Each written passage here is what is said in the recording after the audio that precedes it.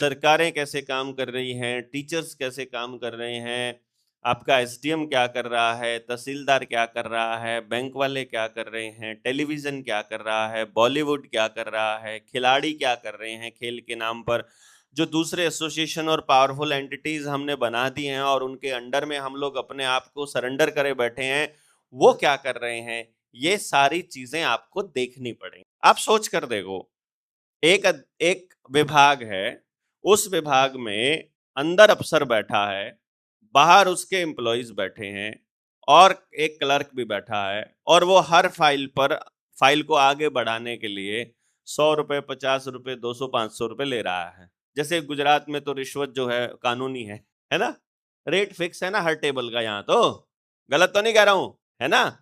तो यहाँ तो रिश्वत जो है वो बिल्कुल इन्होंने कानूनी कर दिया है। अब मैं उस एरिया की बात कह रहा हूं जहां पर रेट फिक्स नहीं है, यहाँ तो आम इंसान को मालूम है। वहां चले जाओगे आप मेरे एरिया में या किसी भी एरिया में, अफसर अंदर बैठा है, तो क्या ऐसा हो सकता है कि बाहर क्लर्क जो पैसे ले रहा है फाइल पास करने के, उसकी जानकारी अफसर को ना हो सकता है ऐसा? जानकारी होगी ना, अंदर अफसर को जानकारी होगी, पूरे जानकारी है। अफसर पैसे ले रहा है, इसका मतलब अफसर को उसका हिस्सा जाता है। अगर अफसर को उसका हिस्सा जाता है तो क्या आपको लगता है कि ऊपर वाला विभाग नहीं जानता होगा? और अगर विभाग ले रहा है तो मंत्रालय में उसका हिस्सा नहीं जाता होगा, क्योंकि मंत्रालय के अंडर तो सिर्फ एक आपका वाला दफ्तर नहीं आता ना, दूसरा ब्लॉक, तीसरा ब्लॉक, चौथा ब्लॉक, दूसरा जिला, चौथा जिला, सारे जिले आते हैं।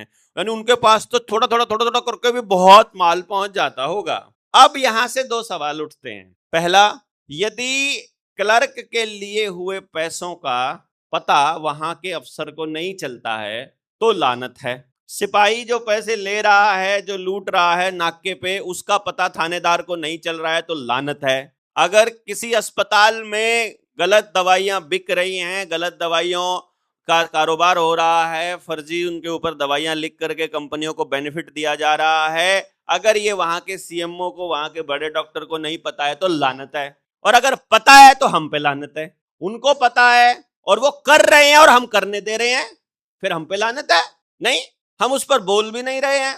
भाई, थानेदार को भी पता है, उसके डीएसपी को भी पता है, उसके एसपी को भी पता है, और ऊपर तक सबको मालूम है, होम मिनिस्ट्री तक, कि भैया पैसे लिए जाते हैं, चालान के नाम पर बैरियर लगता है, वहां 500 रुपए का चालान कटेगा ऐसा कहकर 100 रुपए ले लिए जाते हैं। और कहीं पर जो दारू पी रखी हो शाम को पुलिस वाले ने, तो वो 10 रुपए में भी मान जाता है। और ट्रक वाले तो 10 के नोट के भी 2 हिस्से करके आधा किसी को देते हैं, आधा किसी को देते हैं। जुडिशरी में चले जाओ, जो जज के साथ में बैठता है उसका वो टाइपराइटर करने वाला और वो बताने वाला कि तुम्हारी तारीख कब है, उसका रीडर किस्म का आदमी, वो तारीख बदलने का पैसा लेता है कि नहीं लेता है? किस किस को वास्ता पड़ा है उधर तारीख बदल के पैसे दे के तारीख बदलने का? हर तारीख पे 100 रुपए देता है। ठीक है, अब ये मालूम है, इनको मालूम है 100 रुपए देता है, मैं पब्लिकली बोल रहा हूं 100 रुपए देता है, जज तक मेरी बात भी जाती है 100 रुपए दे रहा है, लेकिन जज उसको रोक नहीं रहा है। या तो रोक नहीं रहा है तो मतलब या तो शामिल है या उसे पता नहीं चलता है। तो जिस जज को अपनी कुर्सी से 5 मीटर दूरी पे बैठी दूसरी कुर्सी का भ्रष्टाचार नजर नहीं आ रहा, वो देश में अन्याय को खत्म करेगा? कॉमन सेंस किधर को चला गया हमारा भाई? वो वहां पे चल रही रिश्वतखोरी को बंद नहीं कर रहा है, वो देश में न्याय व्यवस्था स्थापित करेगा, ऐसा समझने वाला मूर्ख ही होगा कोई इस देश के अंदर भाई। जो थानेदार अपने अंदर काम करने वाले सिपाहियों की रिश्वत को नहीं रोक पा रहा, या उस थानेदार की रिश्वत को, यानी उसकी पोस्टिंग पैसा देकर पोस्टिंग होती है, कई जगह पर मलाई वाली पोस्ट होती है, अगर होम मिनिस्ट्री उसको पैसा लेकर पोस्टिंग दे रही है तो आपको लगता है ऐसा होम मिनिस्टर आपके देश के अंदर कानून व्यवस्था को मतलब दुरुस्त करेगा? बताइए ना। आपके गांव शहर में आपकी कानून व्यवस्था अपने आप से चल रही है या पुलिस चलाती है? एक बार ये बताइए, आप अपने आप से ठीक रहते हो या पुलिस ठीक चलाती है आपको? आपके गांव की व्यवस्था अपने आप से ठीक रहती है, पुलिस ठीक चलाती है? अब जब दो पक्षों का झगड़ा हो जाए तो बढ़िया निपटारा गांव की पंचायत में होता है कि थाने में होता है? मतलब थाने में केवल उसके हिसाब से फैसला होगा जिसकी थानेदार के साथ सेटिंग होगी या जिसके पास थानेदार को देने के लिए खूब पैसा होगा, घूस होगी, वही होगा। इसका मतलब पुलिस थाने हमारी व्यवस्था को बचाने के लिए हैं कि खराब करने के लिए हैं? असल में पुलिस का महकमा हमारी व्यवस्था को खराब करने के लिए है। पुलिस वाले कर क्या रहे हैं सुबह से लेकर रात तक? सेटिंग, सेटिंग और सेटिंग। जेब पे डाका मारने के अलावा कुछ कर रहे हैं तो बताओ। चालान काटने के अलावा कुछ कर रहे हैं तो बताओ। डंडे मारने के अलावा कुछ कर रहे हैं तो बताओ। उद्योगपतियों को और चोरों को, विधानसभा और लोकसभा में बैठे चोरों को सुरक्षा देने के अलावा कुछ कर रहे हैं तो बताओ।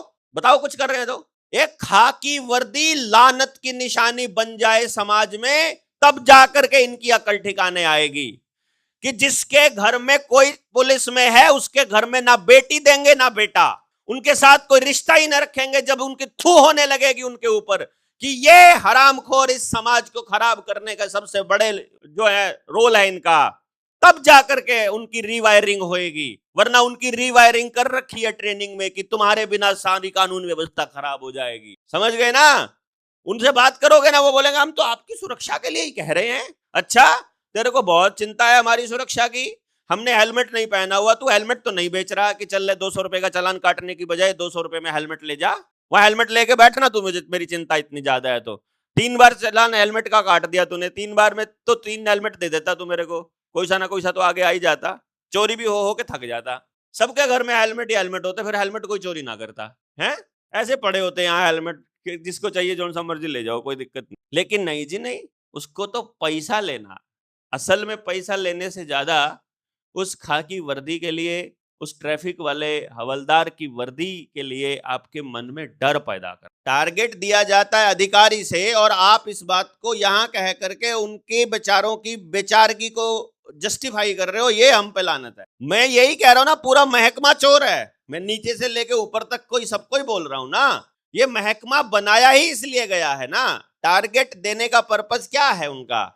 कि दुनिया के अंदर, लोगों के अंदर पुलिस वालों के प्रति दहशत पैदा रहे। दहशत होनी चाहिए, दहशत नहीं, गुस्सा होना चाहिए हमारे मन में उनके प्रति, बल्कि नफरत होनी चाहिए कि ये समाज में रहने लायक नहीं लोग हैं जो खाकी वर्दी पहने हुए लोग हैं। ये समाज के कीड़े हैं, कोड़ हैं ये समाज के ऊपर, क्योंकि ये समाज को सुधारने की दिशा में कुछ नहीं कर रहे। इनकी औकात नहीं है एक नशे का तस्कर पकड़ लें, ये है औकात इनकी।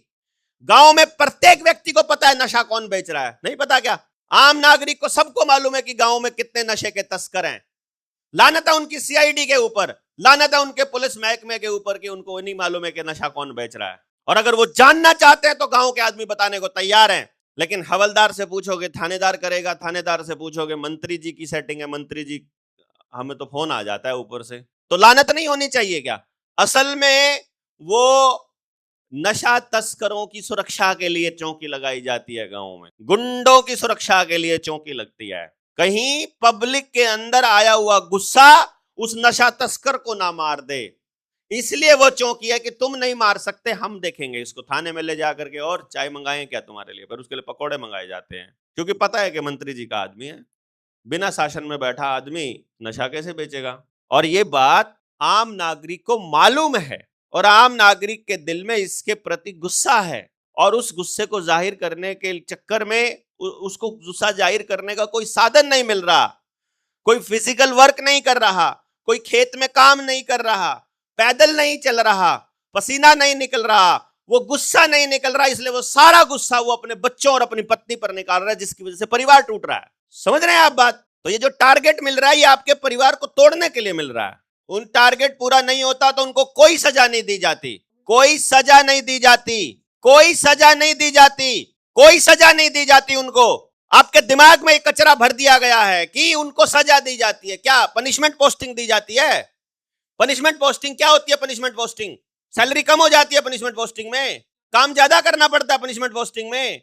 पनिशमेंट पोस्टिंग का मतलब है कि सिविल लाइन में भेज देंगे तो सिविल लाइन में वहां चोरी नहीं होती, सिर्फ इसलिए वो पनिशमेंट पोस्टिंग है। वहां खाने को नहीं मिलता इसलिए पनिशमेंट पोस्टिंग है। तनख्वाह तो मिल रही है, मेस तो फ्री का खाना है, शांति की जिंदगी है, शांति की जिंदगी को पनिशमेंट पोस्टिंग बोल रहे हो? क्या बात करते हो यार, तुम्हारी प्रोग्रामिंग कैसे हो रखी है? उसको पुलिस थाना नहीं मिलता है, टारगेट पूरा नहीं करता तो थाना नहीं मिलता है, थाना नहीं मिलता है तो खाना नहीं मिलता है, पैसा। हाँ वही है, आपको गलत प्रोग्रामिंग। सिस्टम से टॉर्चर कोई पुलिस वाला नहीं होता है। जिन्होंने छोड़ रखी है वो पुलिस वाले नहीं थे, वो इंसान थे, पुलिस वाला नहीं होता है। पुलिस, अरे इंसान नहीं होते पुलिस में, वो ट्रेनिंग के दौरान इंसानियत मार दी जाती है उनकी, इसको समझिए। कलेक्टर जब बनता है, कलेक्टरी की जब ट्रेनिंग होती है, आईएएस की ट्रेनिंग होती है, वहां बकायदा कहा जाता है अब आप इंसान नहीं हो, अब आप सिस्टम के अंदर बैठा एक सिस्टम हो। अब आपको लोगों से बातचीत नहीं करनी है, ज्यादा पब्लिक से आंख मिलाकर बात नहीं करनी है, पब्लिक में जाकर पब्लिक का सिंपैथी देना नहीं है, तुमको केवल आदेश की पालना करनी है, तुमको केवल ऊपर का सिस्टम चलाना है, तुम्हारा काम पब्लिक की संवेदनाओं में फंसना नहीं है, यह सिखाया जाता है। और यही सिखाया जाता है पुलिस वाले को। तो पुलिस वाला इंसान नहीं होता है, वो केवल आदेश की पालना करने वाला एक रोबोट होता है। और आने वाले समय में इसीलिए रोबोट आ रहे हैं कि एक आधा पुलिस वाला संवेदना दिखा देता है, इसीलिए रोबोट आ रहे हैं आपको कंट्रोल करने के लिए। अगर आप आज नहीं बोले इन पुलिस वालों के खिलाफ, क्योंकि पुलिस वाले की जगह पर ही रोबोट आएगा। पुलिस वाले की नौकरी तो जाना तय है, उसको तो पिछवाड़े पे लात लगनी तय है, वो मारेंगे लात, इससे बढ़िया हम मार ले, ज्यादा बढ़िया है। उसकी नौकरी जाना तय है, रोबोट आएंगे। जब थाने में रिपोर्ट लिखना रोबोट चालू कर दिया है, अगर उसको कैदी को लेकर जाने का काम रोबोट करने लग जाए, गाड़ी और ट्रक चलाने का काम रोबोट करने लग जाए, वकील का काम रोबोट करने लग जाए, जज का काम रोबोट करने लग जाए, तो पुलिस वाले की काहे की जरूरत है भैया? है नहीं जरूरत है। आपके संज्ञान में ये सारी चीजें धीरे धीरे आ चुकी हैं। आज अगर 2 साल पहले अगर अखबार में आया था कि किसी रेस्टोरेंट में रोबोट सर्विस कर रहे हैं, खाना भी बना रहे हैं, ऑर्डर भी ले रहे हैं और सर्व भी कर रहे हैं, सारा काम कर रहे हैं, इंसान है नहीं। आपके एक अस्पताल के अंदर दवाई लेने से लेकर के ऑपरेशन करने तक का, पर्ची काटने से ऑपरेशन तक का सारा काम रोबोट कर रहा है। ऐसा हॉस्पिटल भी अवेलेबल है, ऐसी जगह भी अवेलेबल है जहां ट्रक और गाड़ियों को ड्राइवर की जरूरत नहीं है, रोबोट चला रहा है। जब ऐसे थाने ऑलरेडी आ चुका है, हमारे यहाँ बैंगलोर के अंदर एक चौकी इंचार्ज बैठा दिया गया है, चौकी ले रहा है, वो पैसे, वो मतलब रिपोर्ट दर्ज कर रहा है। मतलब रोबोट का एक आइडिया आपके दिमाग में 2 साल पहले डाल दिया था, तो 8 साल के बाद, यानी जो भी चीज आज वो लोग आपके दिमाग में डाल रहे हैं, 10 साल बाद उसका इम्प्लीमेंटेशन करने वाले हैं।